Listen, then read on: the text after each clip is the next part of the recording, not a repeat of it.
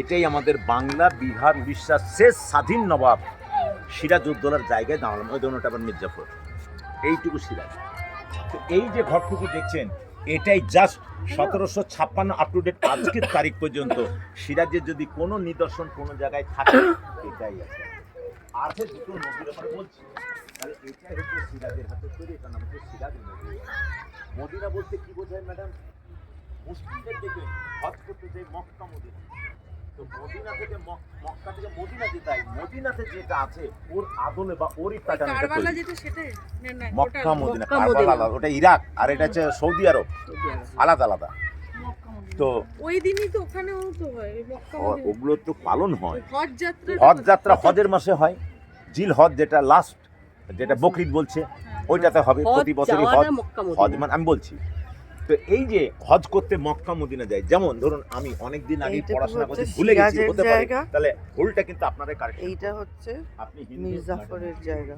তাহলে আপনি হিন্দুর মেয়ে তীর্থ করতে যাবেন মক্কা মদিনা, আর ম্যাডাম মুসলিম উনি হজ করতে যাবে কাশী বৃন্দাবন, তাই তো? তাহলে আমার ভুলটা কোথায়? উল্টো। তাহলে আপনি হিন্দু কখনোই মক্কা মদিনা যাবেন না, ইনি মুসলিম কখনোই কাশী বৃন্দাবন যাবে না। আপনি যাবেন আপনার স্থানে, ইনি যাবেন ইনার স্থানে। তো আপনাদের সবচেয়ে বড় তীর্থস্থান হচ্ছে কাশী বৃন্দাবন, আর লাস্ট হচ্ছে যে আর বেঁচে নাই গয়া, মানে পিণ্ড দান দিয়ে চলে, আর সে আর নেই পৃথিবীতে। তো সিরাজের যে দাদু ছিল আলীবর্দী খাঁ, তখনকার দিনে যারা দুস্থ পরিবারের মানুষ, গরিব মানুষ, সবাই তো মক্কা মদিনা যেতে পারবে না হজ করতে। তাই সিরাজের দাদু আলীবর্দী 1756-তে সোনার পাত্রে পবিত্র মক্কা মদিনার মাটি নিজের মাথায় করে এনে এই ঘরের ভেতরে রেখেছে। কারণ ওই যে ওখানকার মাটি সবাই তো পারবে না, তা ওই মাটিটাকে রেখেতে নির্মাণ করালেন, কারণ ওই মাটিটাকে সবাই স্পর্শ করবে। মক্কায় যেতে পারিনি, কিন্তু মক্কার মাটিটাকে স্পর্শ করতে, এটাই আমাদের কাছে সবচেয়ে বড় পাওয়া। তাই বলে হাজি হবেন না। তাহলে এটার ভেতরে মক্কা মদিনার মাটি আছে 1756। তাহলে এটা 1756।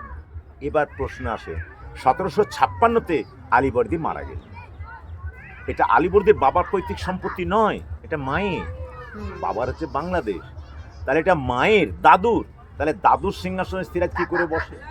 বসবে তো আলীবর্দীর ছেলের ছেলে, পোতা বসবে, তো নাতি ও পোতা।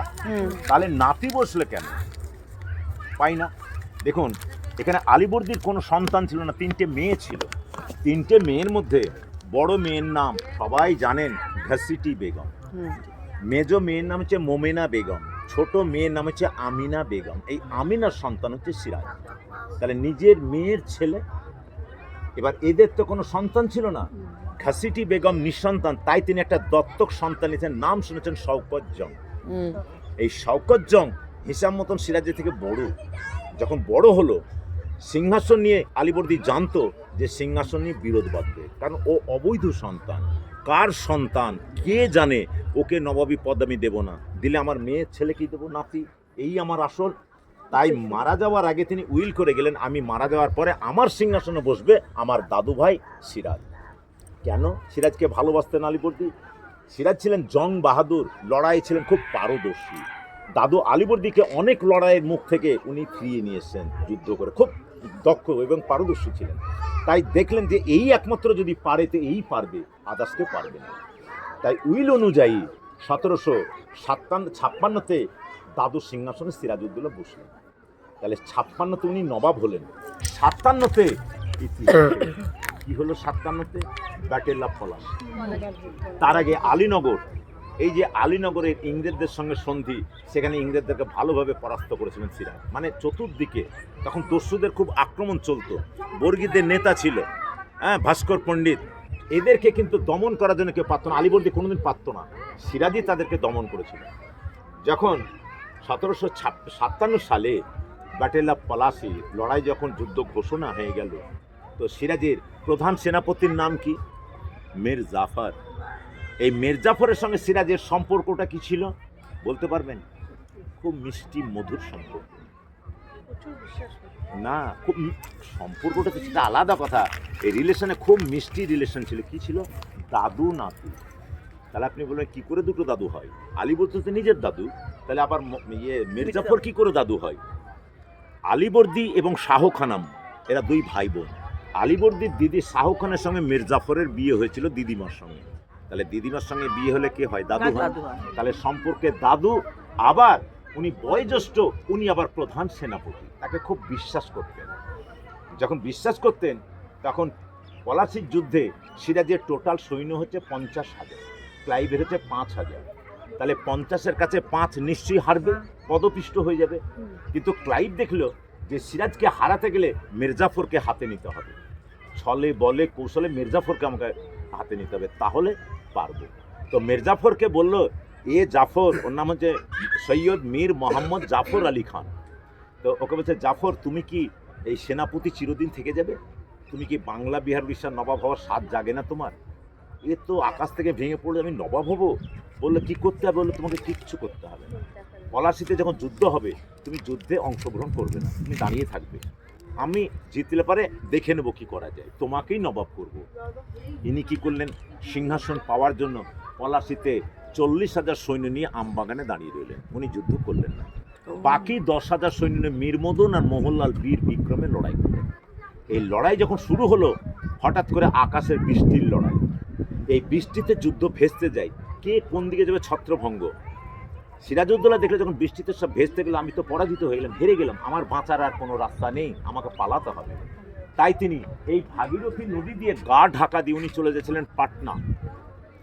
আপনারা জানেন এখান থেকে দুটো জায়গার নাম ইতিহাসে উল্লেখ আছে, একটা রাজমহল, একটা হচ্ছে ভগবান গোলা। তো রাজমহলটা আমরা বলি না, আমরা বলি ভগবান গোলা, এখান থেকে 20 কিলোমিটার দূর।